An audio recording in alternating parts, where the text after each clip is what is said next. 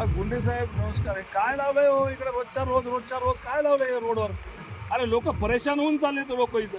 आता तुमच्या इथं बघा जवळपास इथं 3 आणि 3 6 माणसं हायवेला उभे आता काय बाहेर ड्युटी हाता की नाही काय गावामध्ये ट्रॅफिकचा एवढा मोठा प्रश्न आहे. ते सगळे तुम्ही इकडे लावले हायवेला. रोजच्या रोज लाखो रुपयाचं तुम्ही इथं ते लोकांपासून हे घ्यायला लागले. एक दिवस ठीक आहे, 2 दिवस ठीक आहे,